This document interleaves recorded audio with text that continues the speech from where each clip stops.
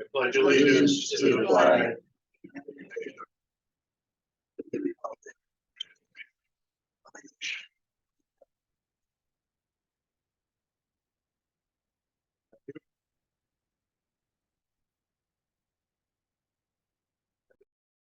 Citizen that wants to address the police commission, could you give us your name and address? Yes, my name is Anita Bailey, Bailey, and I live at 393 Main Street, East Berlin, Connecticut 06002. Thank you. And your, what would you like to discuss? Well, I would like to discuss the problem that we have on Main Street in East Berlin. I was in a car accident last Friday at 6:23. Car white swept me from the back. And I was coming out of my driveway. I had my flashers on. I had pulled over and the car was speeding to the point where he lost control and he hit me sideways like this and landed in front of my neighbor's front yard. I feel that this has been an ongoing problem for quite a while. You know, the speeding. I called the Berlin Police Department at the time. So have a couple of my neighbors. My concern is that there are kids that live in our neighborhood, young kids that riding their bikes, running around, and they can get hurt. I am lucky that it just, you know, that I'm alive and I'm well to stand here and talk about this major problem. Is there a particular time of the day that you see the speeding? There are all types. There's sometimes during the day to slow down, but like mid afternoon and early evening, and then you have those Thursday nights and Friday nights speeders. They're just running back and forth. There have been times that my neighbor Linda Kokomo wanted to call the police department, the fire department, because you can hear them. This is my son Robert Bailey, who lives with me, and he says, "Ma, this is ridiculous." So I don't know. I don't know what it's going to take. I'm here because I have sharp pains in my neck. I have my arm hurting because of this way the seatbelt hit me. And I know I do yoga. I'm very healthy. Knock on wood. I'm going to recover from this. I am concerned of the next person. What can happen to the next person? And it would break my heart if I sat at home and didn't do nothing, and this can happen to one of my neighbor's kids. It would really affect me. And it's affecting me that it happened to me because my car was only 16 months old, and it was a gift from my boss. We appreciate you coming in and telling us this. We know that this street has been a problem area before, and we focus on enforcement on it. What I'd like to ask the deputy chief to do is if we have our traffic officer at the absolute earliest convenience, go over there and put our, what do we call that thing that records the speeds? Yeah, we have, They already done that. They did that earlier this year. We have to Yeah. follow some steps. Oh. So, and also if we could informally have, if guys are writing reports or something, could they park on that street while they're doing their paperwork? Maybe with the running lights on, just to draw attention to that. And if we could also ask the traffic officer if it's feasible and allowable to investigate where we could put either a speed bump or two, or review the posted speed limits, but we also would have to make sure we're doing enforcement there. Those things we could do in pretty short order. yeah, normally what we do when we do a speed assessment is we try to narrow down times and everything as best we can. So the sign they put out there that flashes people's speed that everybody ignores, that is not just to tell them their speed, it's also a radar detection device. And it records all the information in a database. And then we can go back and we can see what times of day people are speeding, most prevalent, what the median speeds are on the street. And we can better direct our enforcement into the times that it's most appropriate. So probably what we'll do is we'll do that first. So you may see that speed sign show up, and it may stay there for a couple weeks, and you may not see cruisers, only because if we park a cruiser there, it alters all the data. So we're gonna do that speed assessment first. We'll get a better idea of when the officers need to do enforcement, and then we'll send them out and we'll have them do enforcement. Can I ask you a And- question? Sure. When you had it done, installed earlier last year or earlier, because I've been home now for years. Did you see any benefits from that? Because I to don't me, know. To my expectation of what I see now. Well, the speed sign itself is not gonna change anything. No. The only thing that's gonna change that is enforcement. And, you know, unfortunately, we're faced with a situation where your street is not unlike a lot of streets in town where people speed. And so we try to direct the resources where we can, but we don't always have the manpower to pull people out all the time. So So, if we see that the preponderance of it happens between 5 PM and 7 PM, then we can cover that time. right, instead of just throwing people out at random times of the day where it might not be effective, we try to, you know, because maybe we're gonna send them somewhere else during the day, but if your situation is more in the evening between 4 to 6 or something, that's when we want people to be on your street, so we can be more specific. I think it's more like 5 to like 9. Mhm. Because I've been watching movies, my bedroom is right in front, and I hear them. But we're gonna find out, but that's not the only thing we're gonna do. We're gonna see if there's a feasible spot and they would allow us to recommend a speed bump. Or even if one of the temporary ones that are removable, no one likes to drive fast over them. So, but we will absolutely look into it. I'm very sorry this happened. Thank you. I'm gonna have a supervisor go back and review the video from your particular crash, and then we'll give you a call back and we'll let you Thank know you. I what we appreciate saw. that. Good? All right. Thanks for Thank coming. you. Thank you very much. And thank you for taking Thank the you. time to hear my story. We appreciate you coming in. And I'm relieved. Yeah. You're welcome to stay, but you're free to leave. We do too. Thank you.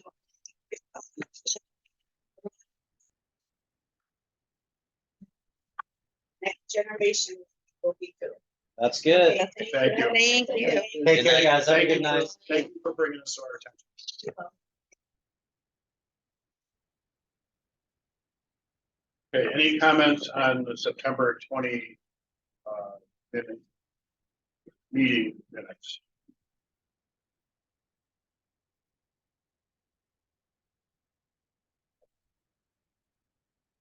I move to approve the minutes of September 20th. I'll second. All in favor? Aye. So, we did not receive, any correspondence this month, so we can move right to the chief's report. Chief is at a conference, so the deputy chief will be filling in for Chief McNally. It's all yours. All right. Nobody told me I had to do this part. So, so it was a busy month. I'll just read through a few of these things. And one of the kind of the peak things we had is, if you remember, we had a lightning strike at the police department. So I'll kind of cover that just a little bit. But in the past period of time, we did promote a lieutenant, as you all know. We've had some, we've been interviewing candidates again. And just to give you a status of where we are right now, we did background checks on a number of individuals. Some were eliminated for different factors. But we had 2 very solid candidates that we were going to seek approval very soon. And my understanding is the packet for the individual that's left, and I'll explain that to you in a moment, should be ready by, I believe, Monday. And the chief will have to get in touch with you at some point and arrange to have you view that or get approval for that, because the next New Britain Academy is coming up prior to the next meeting. It's the beginning of November. We have a next meeting, but we had two candidates that were very solid. We were pretty happy with them. We got to the end with them. Their packets were essentially complete. One of those individuals at the very last moment, within the last couple of days, decided not to pursue a career in law enforcement at this time, and he's a reservist, and he had the opportunity to go to some military training for the next 4 months. So he's going to do that training and then at some point, he's a pretty good candidate, so we might revisit that at another time if we still have spots open. And once he completes that. So unfortunately, because he backed out, we are down to one candidate now that we have gotten to the end with and everything is solid on him. So we will be presenting that package to you at some point pretty soon, and he should be ready to go for the next commission meeting. We have already started interviews for the next round. We just did an oral board and we have 4 candidates, at least 4, if not more, that we are going to screen. And as soon as the chief gets back tomorrow, those names will be presented to him and then we will call them in for chief's interview. And then if any of them meet his qualifications, they will be sent forward for background checks. And we would hope to get our additional candidates in for the next post academy, which is in early January. So we are currently 4 spots short. We have the 1 solid candidate. If that one is approved as a candidate and gets sent to the academy, then we would have 3 remaining spots to be filled. So like I said, the chief attended a convention in California and is actually traveling back today. We did a lot of work and we discussed this last time with St. Paul School. We actually this week we are doing our CALIA assessment. So every year our files are checked by CALIA for compliance. There's a certain amount of files that are checked every year. By the 4th year, all your files have been checked, and then you have what they call an on-site. And we're currently doing an on-site, and the on-site CALIA assessor is an assistant chief from a very busy area in North Carolina. He's been here all week. He's been interviewing people. He's been talking to members of the public, talking to members of the department. He's interviewed people for certain focus areas that we have, which are recruitment and retention, evidence, and a couple other focus areas that we have within the police department that he's spending a lot of time examining while he's here. Once that process is complete, then that will be our actual reaccreditation, and then we will get another accreditation for another 4 years. And then it starts all over again. You get your files done every year. So that process is in the works. As far as the lightning strike, one of the big incidents that happened a while back was the lightning strike. I have a lengthy report that was written. I won't bore you with all the details, but basically what happened was there was a lightning strike, and unfortunately, there's really no way that we can develop physical evidence to figure out exactly where the lightning struck. But our best guesstimate is that the lightning actually struck out on Kensington Road, and then the surge of electricity rode up through the lines up the street into our building and blew out a lot of circuits. Our phone system was essentially completely crippled, except for the 911, which is a fiber line, and that kept working. So we did a lot of investigation into that, and we found a couple of different things. And one thing we found out was that the town did not have a service contract for our phone service. So there was a lot of people in this building for several days, and most of that stuff was fixed. And one of the things we discovered was the town needs a service contract, because a lot of these people were like, we don't do this on the weekend. You don't have a service contract to cover this. And we're like, we're a police department, right? We need to get these things done. So we're going to get some hefty bills for the services we received because we didn't have a contract. So one of the things the town Does knowledge affect the town hall? the Safada, it's like the town hall as well. As a matter of fact, the town hall, when it was struck, the air conditioning went out in certain areas, which set off the alarms because some of those areas contain servers that have to be air conditioned. So luckily the system set off those alarms, and building maintenance came in and was able to get reset circuits and get that stuff up and working again. So this is really a kind of a town-wide, a whole building thing.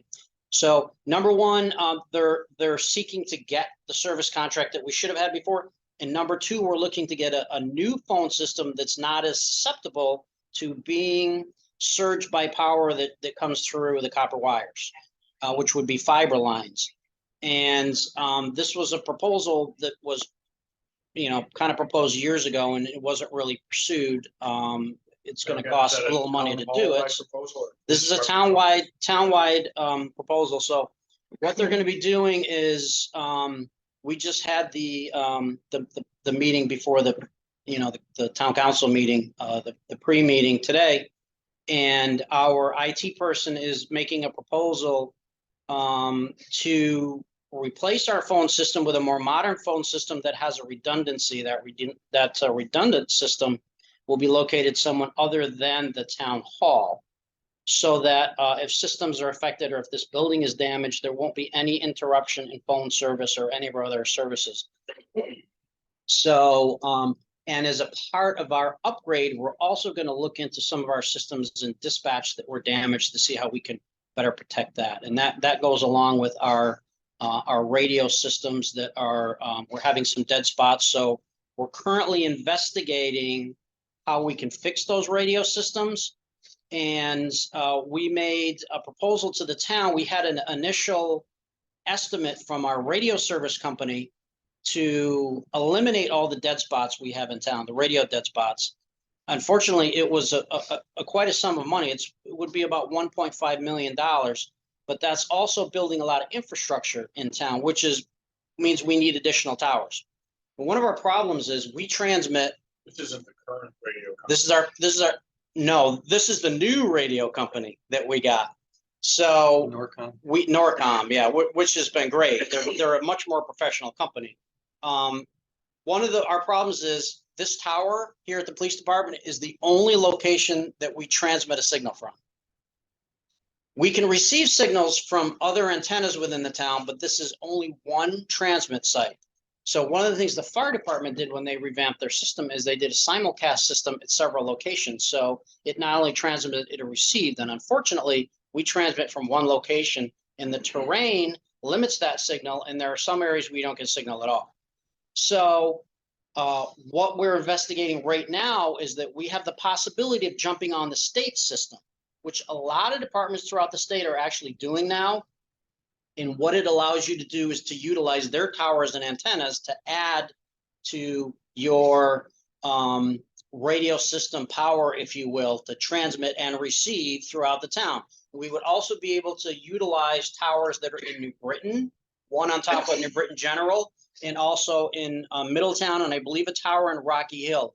And we believe that we may be able to get 100% coverage in our town utilizing the state system, which would be much less cost than building our own infrastructure. So we're in the process of investigating that right now.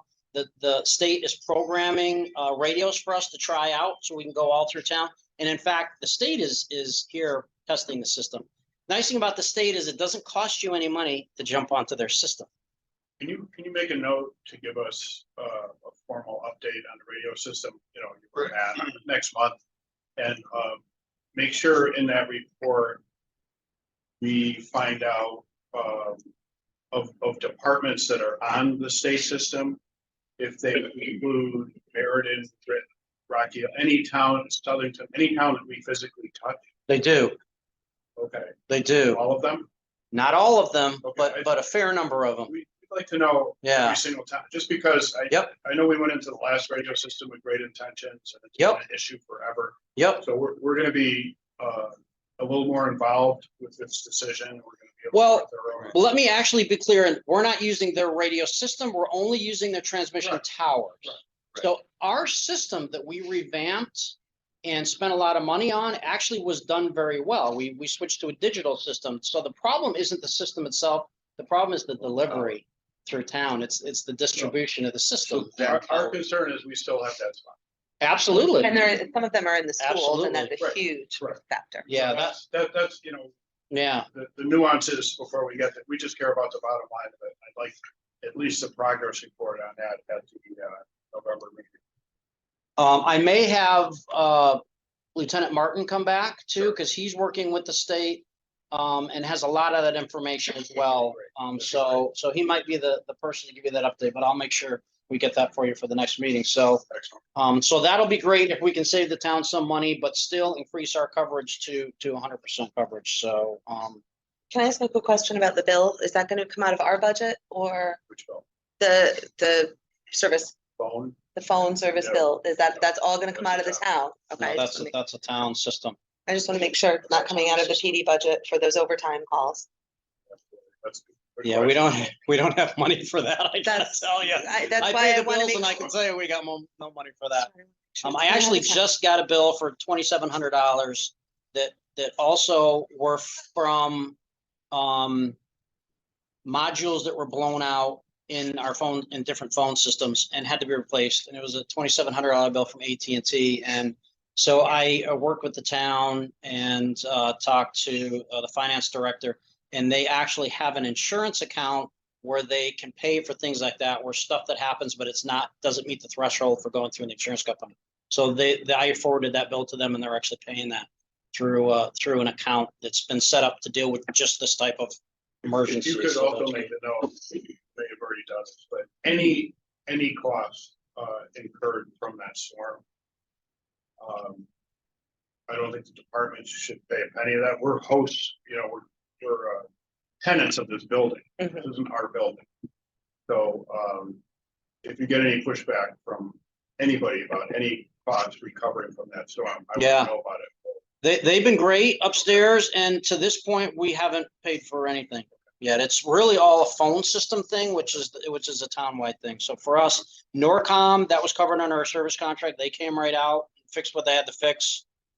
We did have a couple modules that were burned out from that luckily we had spares here. We Okay. planned ahead enough to have spares, so we might need to replace those spares at some point, but so far we haven't incurred any costs. So I'd say anything like that, let's put a little report together on all damage, because now we don't have spares. Right, So right. I'm very comfortable that the town will pay for all this. Yeah, I agree. You just need to make. Yep. So, I think that's been it in a nutshell. I have a question for you. Sure. It says on the third page that the concept of intelligence-led policing beginning to take hold. Some of the nation's metropolitan police departments in the aftermath of the terrorist attacks on September 11, 2001. In more recent years, the practice has expanded further with many smaller and mid-sized departments creating their own internal intelligence threat unit. Could you maybe elaborate on that a little bit? So what the chief is looking to do, to take one volunteer within the police department, an officer that we think would be suitable for that job, and to collect intelligence and then spread that to the officers. And this sounds like a big thing, like a terrorist, all that stuff, but this is being done on a much smaller scale. Like, for instance, officers work different shifts and they all take different calls, but they might not all from different shifts know where everything is going on in certain areas. So what we're looking is to have an officer that can pay attention to reports. And if we show any trends in any particular areas, they can bring that to our attention. We can put that information out to officers. They will maintain a liaison with CTIC, which is the state organization that distributes information all around the state about different crime trends and things like that. And that person can liaison with surrounding departments, and any information that we can develop that will help us enforce laws in our town better, then they would disseminate that information to patrol. And this goes So- from roll call, I take it. Yeah, we would probably develop like informational sheets that we would pass, we would distribute to all shifts. So everybody has the information they need to do their jobs better. And, sometimes we'll have spurts of thefts and things like that, and sometimes they're isolated to certain areas. Sometimes they're spread all over, but when they're isolated to a certain area, or if we're having problems in a certain area, sometimes you don't always identify that because you're dealing with your own calls and stuff, and you don't really realize that it's becoming a trend. So this officer would be able to look at the calls from day to day and then take those trends and put them on paper and send them from shift to shift so everybody has the information. So that's what he's talking about, is intelligence driven. We just want to police a little smarter. Now, say we have competitive car break-ins at Sage Park. Mhm. They happen on the second shift, and they always happen on Saturdays, but every Saturday, Right. we have a different sergeant. Right. How does that information? Generally, the command staff is dealing with those issues now because we kind of look at the bigger picture, but would like to have one of the rank and file people get more involved in doing that stuff as it is. And it's going to force them to look at things more, go into the daily rosters and the logs and so be more engaged in what's going on in this town rather than us having to identify those trends just by looking at, daily reports. So, so we're looking for a person to assume that role within the police department. Thank you, Drew. Any other questions on the chief's report, guys? Thank you. Okay, we'll go to old business. I thought our traffic officer was gonna be here tonight. Was he? Was gonna give us an update on the procedure for us requesting red light cameras from the state.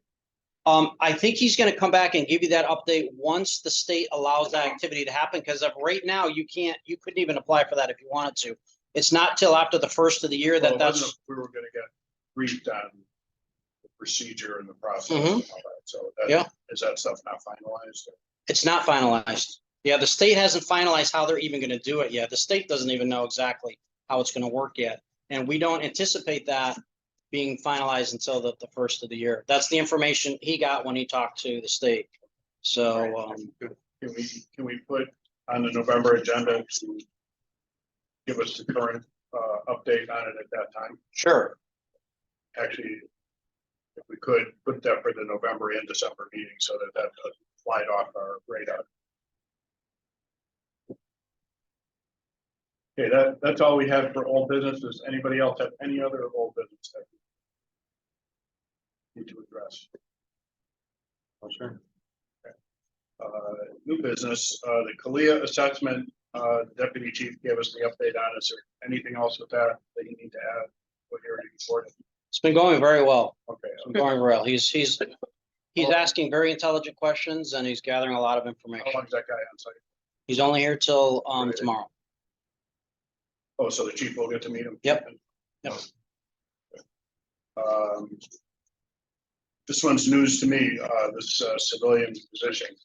Want to tell us about that? What we're finding is that we have a lot of people in the police department, they're getting bogged down with particularly FOI and requests from the court for video and for body camera video. So there's a lot of people that spend a lot of time, a lot of people that are making money to be a police officer that could be doing other things, but are sitting behind their desk downloading video all day long. And when you get into things like FOI and you have to do some redaction and stuff, that takes a lot more time to do that. So what we would like to do, if the town is amenable to it, and we have no idea whether, they always say there's no new positions, but and the good thing is the town is realizing they're also getting a lot of FOI requests. So what we'd like to do is to get a position, a civilian position, which would be a retired officer who knows court procedures, who knows video, who knows some FOI. We would have to train them in FOI, but knows policies and procedures and how we work and gather video. They could then handle FOI complaints.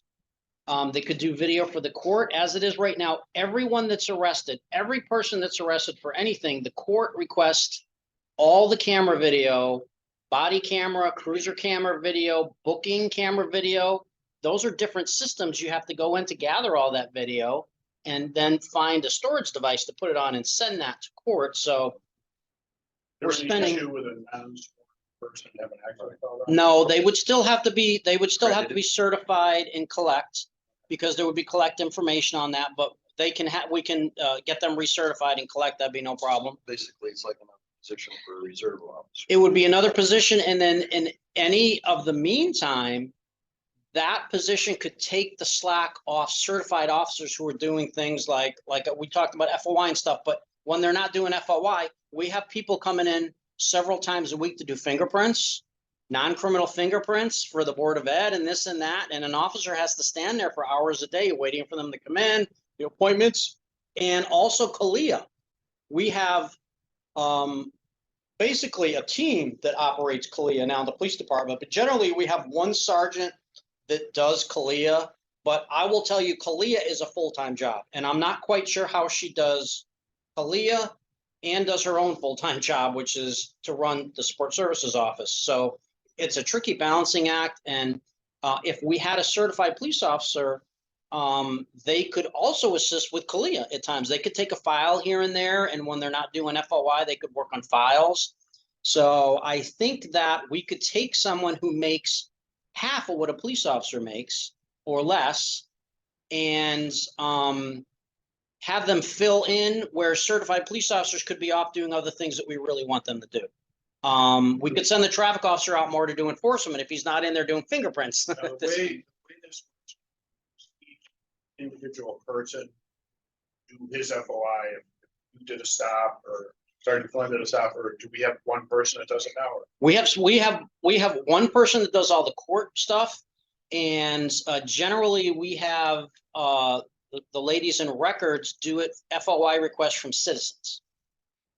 So generally it's between the two of them that do all the. We have a general idea of like how many man hours per week we're investing in. We don't necessarily have man hours, but we can keep track of FOI requests. And it's funny you say that because someone who we're going to talk about tonight, our administrative officer, Kathy Griffin, came in today and says, if you happen to be talking about FOI, you can bring up the fact that she came in with a stack this thick of requests for paperwork from FOI. So why aren't those appearing? I'm sorry. Yeah, that's We okay. get this, and this looks like no FOIs, I mean, are being, Stuff like 7, I think. Those- well, it had, but I mean, our Right, numbers are right. between 2 and 10, where it just doesn't look like. And Those then are when you- FOIs from citizens, but the stuff that we have to send to court, that's all different. Automatically. That's just- Well, I get, Yeah, so the stuff that people walk, I get the stuff for court, a different, but the that's not stuff, actually FOI, that's just the court wanting all that Yes. data. yeah, yeah. but Yeah. people walking in off the streets and requesting FOI, it's really much more significant than the numbers we're getting every month. Yes, and the problem is like, this attorney calls up and wants video, and it looks like, well, that's one guy, it doesn't take that much, but it could No. take them 2 days or 3 days to gather that video because they gotta figure out which video is applicable to this case. You have to make sure there's no redactive stuff within it, so the video has to be reviewed, and then they have to store it, which ties up the computers for a lot of time, So and maybe if, If we could get So- somebody, this work. Because we're not yeah, getting it. adding the man hours, I feel like to this Yeah. which the alone guy- would give a people better must be- idea. People enter that in the time system, right? The time they spend on that, or is that not broken up? it's just part of their jobs. So that they don't necessarily write down how much time they spend on that. That's just one of the things they have to do. So we don't specifically keep track of man I would hours sure for like that. to see better time accounting. So I mean, it's pretty easy to make the case if we have sworn officers cumulatively spending 100 hours a week responding to this, and that problem can be addressed by a 25-hour a week per diem person. That's a no-brainer to the town. Right. But what we can't do to the town is say, we get this many papers, so let us hire someone. It's never gonna go anywhere. Right, If we have some hard numbers that are right. that can be substantiated, I don't think Yeah. I mean, it's a very easy economic decision to make. It's Plus, impossible to track we've for, like, been a saying week. all along, we don't want sworn officers doing clerical work and not being out on the street, Right. telling this lady it's gonna take a week to get there. 'cause Right. We're editing video. Right. But I'm wondering if there's a way even like to track it for a week to give an estimate of like this week. And I don't want to increase officers' load because I know when the state asked me to do this, I find it to be a huge pain in the neck. But for the next week, daily report of how much of your day you've spent. So, yeah, when our guys log their time, that goes into a system, right? If I You work punch in and 45 punch out. Hours, They they just don't know what they do. clock in and clock out. Well, they work a specific time frame every day. Yeah. I mean, we don't have a clock. They don't clock in and clock out, but it's all computerized. We keep track of how much. So there's nothing like I spent 4 hours of training and 8 hours on the road or. Yeah, I mean, most of the officers are out. I mean, they answer certain calls. When they're not doing calls, they're supposed to do other things like traffic enforcement. They're supposed to stop in the schools, and some of that stuff is called in and they generate case numbers for it. but we don't necessarily, like have a log or So something. we don't track data that says the average patrolman spends 9% of his year in some kind of training. Or, Well, we keep track of training. We know how much people spend in training every year. But- Yeah, we But couldn't- things like paperwork versus community engagement versus time in the school versus stops, that stuff is not tracked. that's very interesting. I mean, We have to that's- look into that. Yeah, The way you get automation is to say 30% of our officers' time is spent writing, reviewing, monitoring, correcting reports. And when you aggregate that out with our whole department, we're spending $1 million a year writing reports. That's justification for some technology. But we can't just say we do a lot of reports. well, we do a lot of Oh, we know reports. you guys do a lot of Every call reports, they but go could on, you they try have for to town council? write every- So, I mean, percentage. how do you quantify that? I mean, they go out for an 8.5 hour shift. Okay. A fair amount of that I'm time.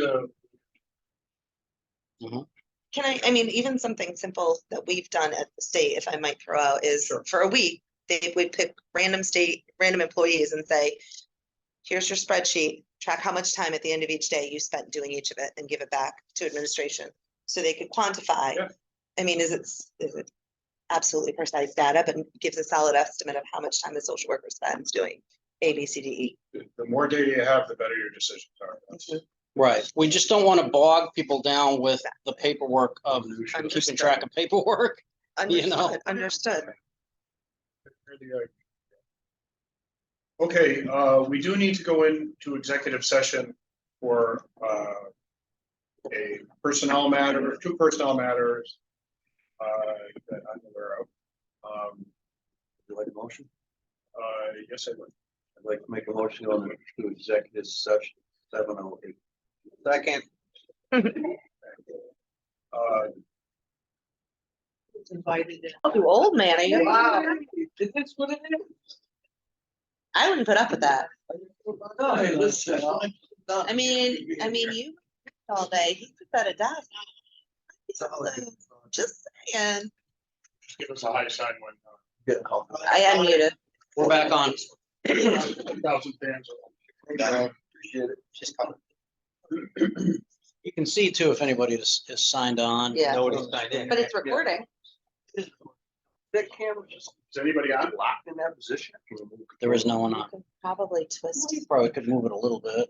You I don't don't like know staring at the why. two of us?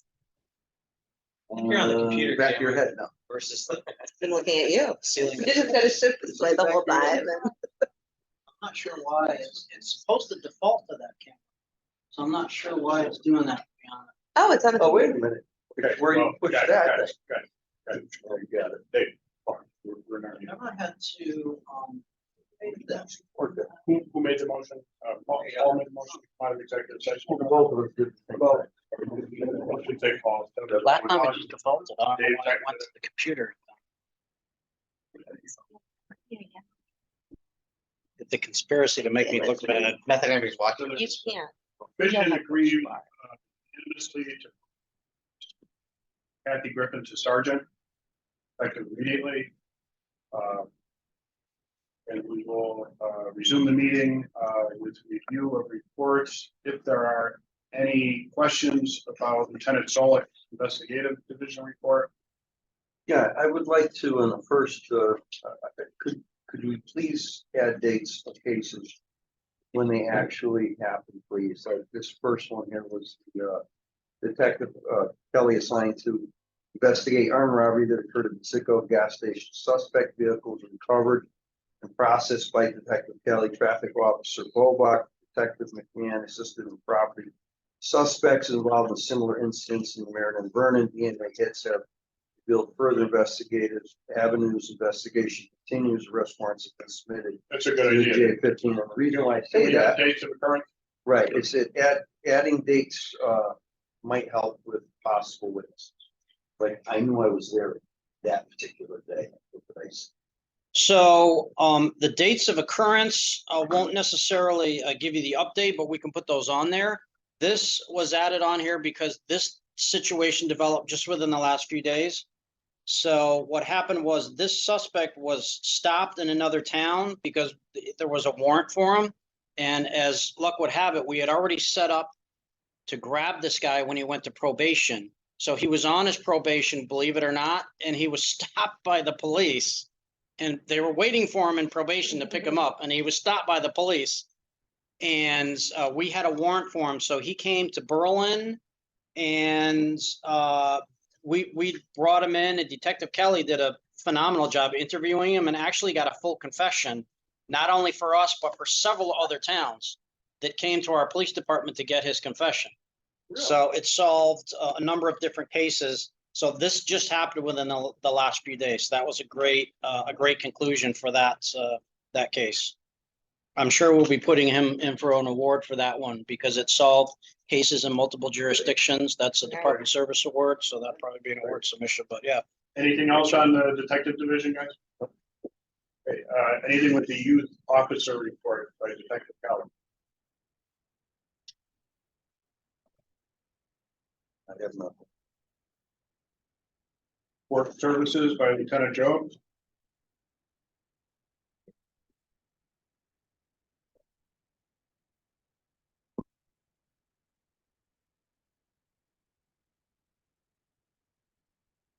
Yes, I do have one. On the second page, Sterling Agricultural Fair, we had a real problem with the cell phone situation, and my concern is, what can we do about this? Parents worried about contacting the kids, so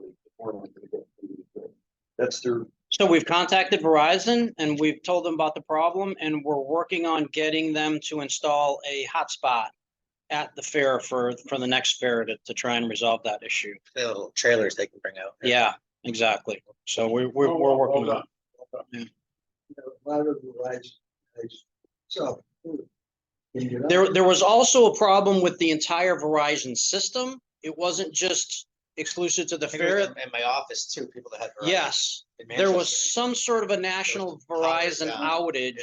So even though it probably would have had some reduction in service because of everybody being on the phones at the same times, that wasn't necessarily due to all the people being there. It was due to a national outage that was on and off for a couple of days. Mm. So because AT&T worked fine, but Verizon, their system was off and on for a couple of days. So they got that resolved. But we did look into getting a booster for next year's fair. Good idea. Patrol Operation Division, Lieutenant Martin.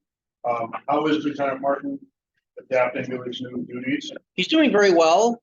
He's done this before in the Britain, so it was a very seamless transition for him. And he's the one that I've he's the one that brought up the issue in the first place of switching to the state system because he was at a training with one of the officers from Rocky Hill, who is a big radio guru, and he suggested doing that. And so we've started looking into it. So he's kind of taking the lead on that. So good for him. It was a great promotion for the department. Are we still doing our additional duty red light? We are. Enforcement? Yeah. How are we doing with that? We're doing really good. The guys have been, it's interesting. Some of these maps are kind of interesting. The car stop map. And one of the things that I like to see is you can see stuff all over town, not just in one or two locations. And that's when you know you guys are getting some stuff done because they're moving all over, up and down the Chamberlain Highway, the Turnpike. So the activity level has really risen for them. And I sat through a roll call tonight, and Sergeant Flynn sent 2 guys out to hit the Turnpike again tonight. So it's been doing well. And even if you look at the ratio of infractions and stuff, that's getting higher. It's pretty high. So I think we're making a statement out there. So that's good. See 2 red light runners get pulled over right in front of me. Isn't that great when it happens? Where's the cop when you need him? Oh, wait, there he is. 3 cars on the road. He's covered me.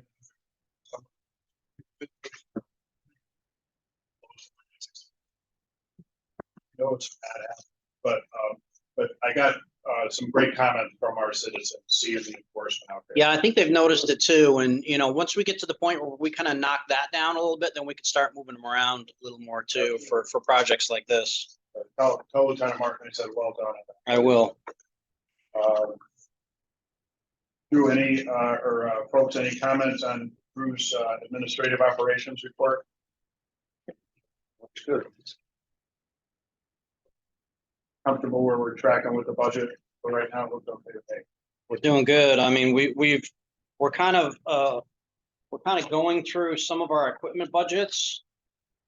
But those are fairly minor stuff. And one of the challenges for me is that last year, there were a number of contracts that were developed that we hadn't budgeted for and we weren't even necessarily aware of before. We had some licensing contracts, there were some licensing fees we didn't realize we were going to have to pay for our in-car and body camera systems, because when WatchGuard was bought out by Motorola, they forgot to bill everybody for like 2 years, which was fantastic, because then they tried to send us a bill for 2 years, which was like $30,000. And we said, what, are you crazy? We called them up and they said, nah, we'll waive that.